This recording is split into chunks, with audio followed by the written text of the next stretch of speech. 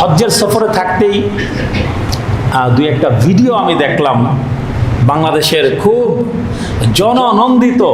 বর্তমানে মানুষ মানে ফেসবুক ইউটিউবে গেলেই যার চেহারা দেখা যায়, এক ব্যক্তি, তার নাম নিতেও আমার ইচ্ছা হয় না।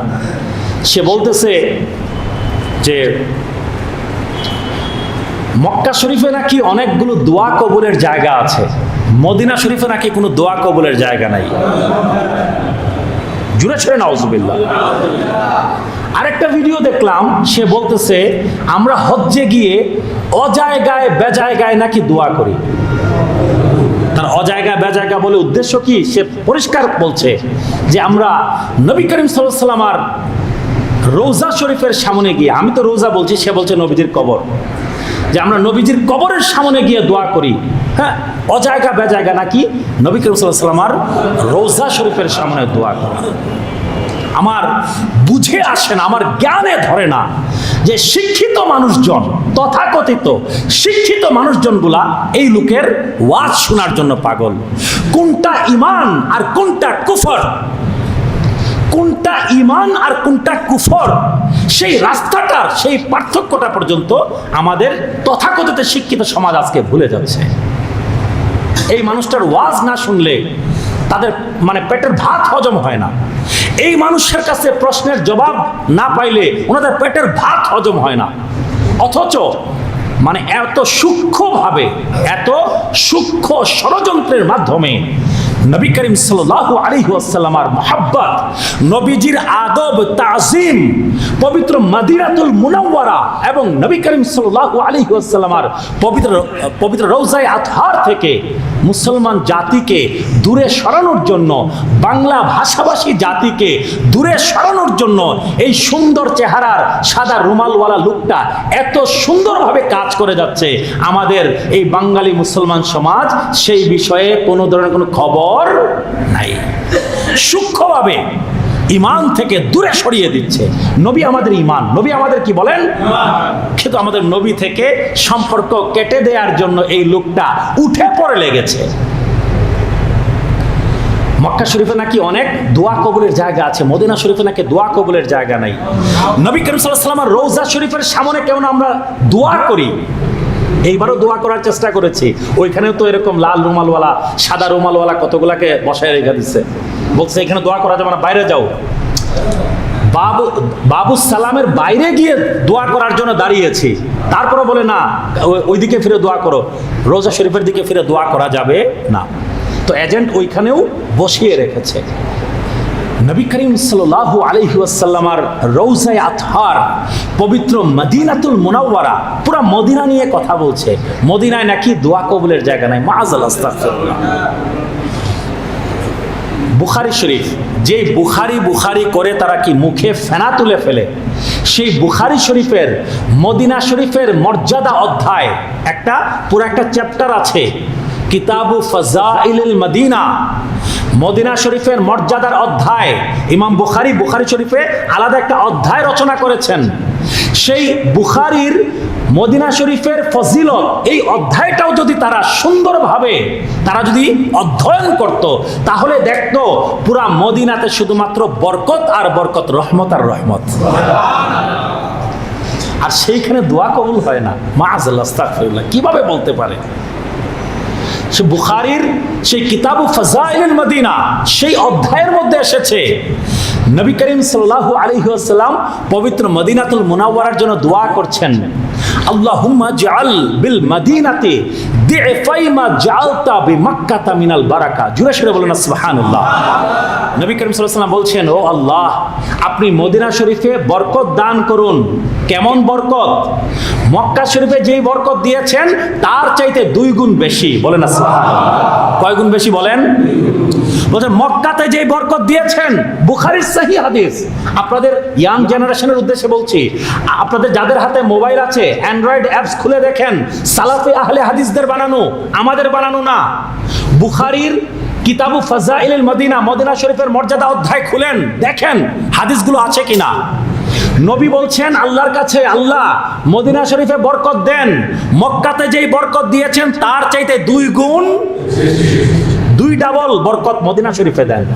শুধুমাত্র তাই না, নবী করিম সাল্লাল্লাহু আলাইহি ওয়াসাল্লাম আল্লাহর কাছে দোয়া করছেন, আল্লাহুম্মা হাব্বিব ইলাইনাল মাদিনাতা কা হুব্বিনা মাক্কাতা আও আশাদ।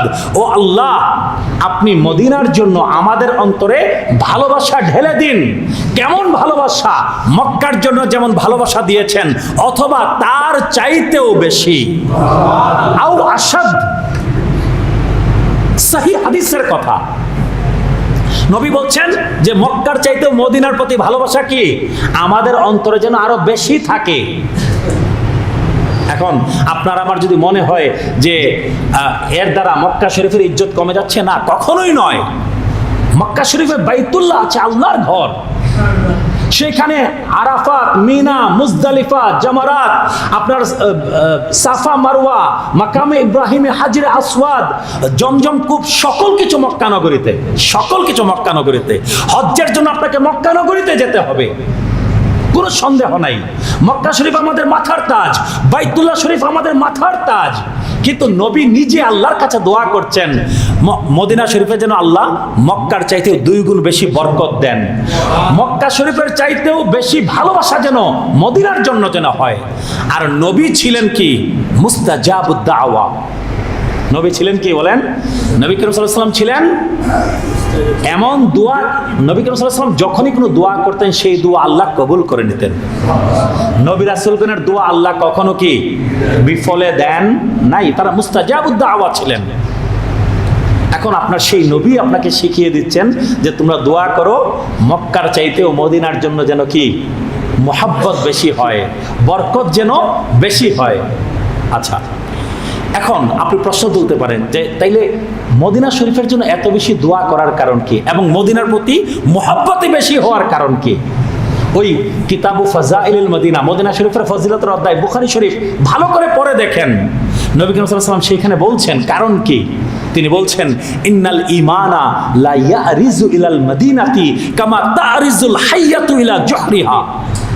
নবী করিম সাল্লাল্লাহু আলাইহি ওয়াসাল্লাম বলছেন নিশ্চয়ই ঈমান কাল কিয়ামতের আগে মদিনা শরীফে ফিরে যাবে। ঈমান কোথায় ফিরে যাবে বলেন?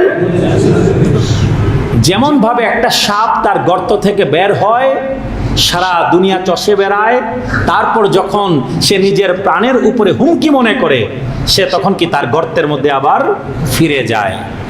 ঈমান কোথায় ফিরে যাবে বলেন? বুখারীর হাদিস, ঈমান ফিরে যাবে মদিনাতে যখন তার নিজের জানের উপরে যখন হুমকি মনে করবে। এখন আপনি আমাকে বলেন বাইতুল্লাহ শরীফ তো মক্কায়, ঠিক না? আল্লাহর ঘর তো মক্কায়, সাফা মারওয়া মক্কায়, আরাফাত, মিনা, মুজদালিফা, হ্যাঁ, সকল কিছু মক্কায়, কিন্তু ঈমান কেন ফিরে যাবে মদিনায়? কারণটা কি?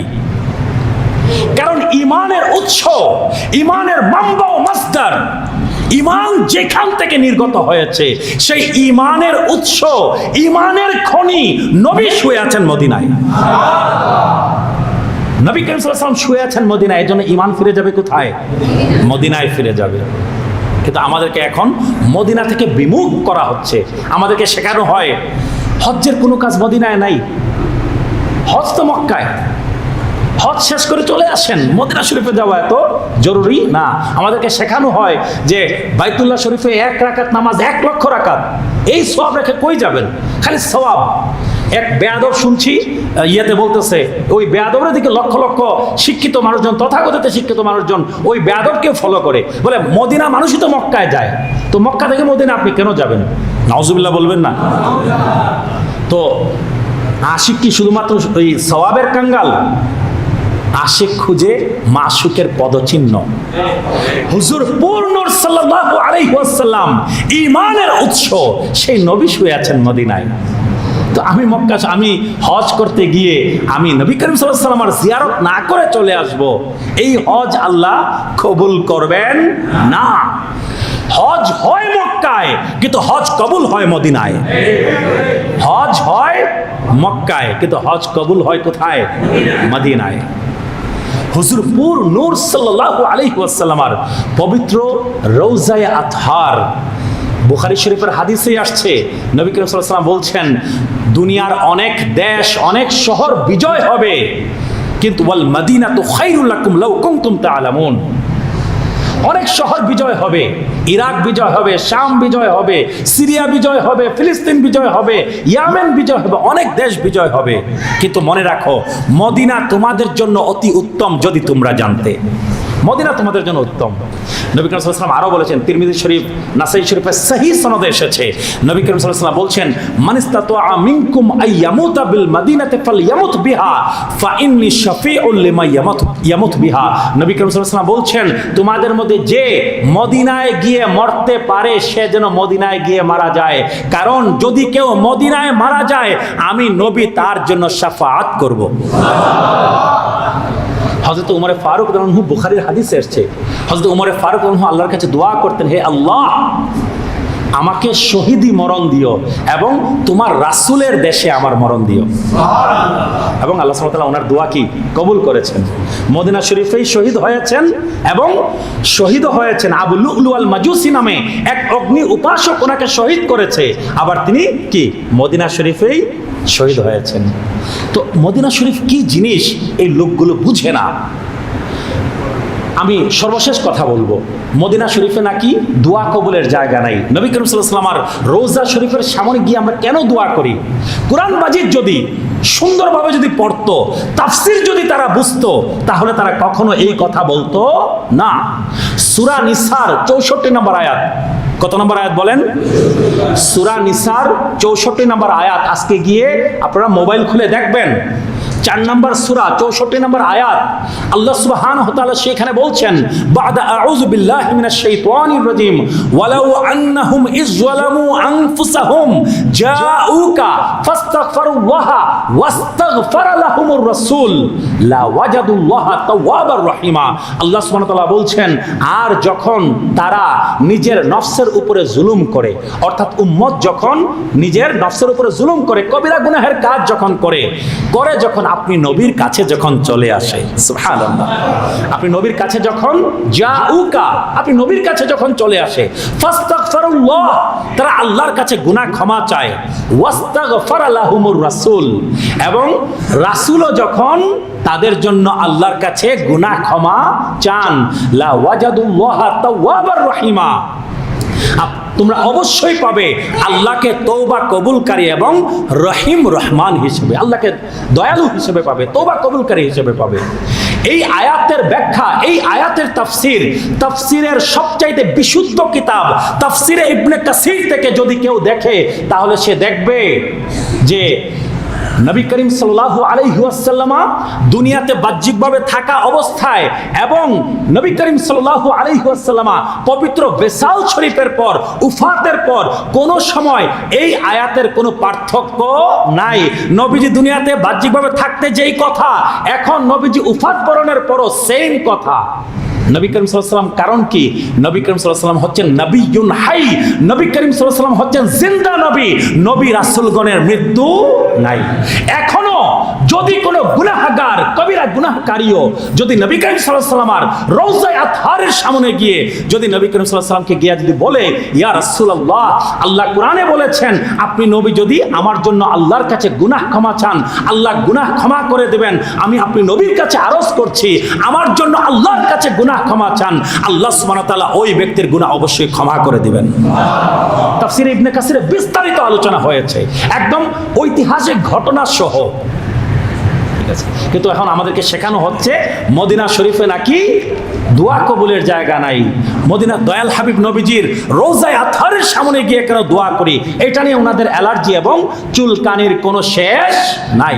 সাবধান থাকবেন। এই সুন্দর চেহারার, এই সুন্দর সুন্দর চেহারার সাদা রুমালওয়ালা এই ব্যক্তিগুলোর ওয়াজ শোনার আগে 100 বার চিন্তা করবেন, এরা কি আমাদেরকে কুফরির দিকে নিয়ে যাচ্ছে, নবীর দিকে নিয়ে যাচ্ছে, নাকি আমাদেরকে অন্য কোনো দিকে নিয়ে যাচ্ছে, ইসলামের দিকে, নূরের দিকে, ঈমানের দিকে, নাকি আমাদেরকে বেয়াদবি, গুস্তাখি, মুনাফিকি এবং আমাদেরকে কুফরির দিকে নিয়ে যাচ্ছে। এই চিন্তা করে তারপরে আপনারা সাবধানে এই কথাগুলো শুনবেন।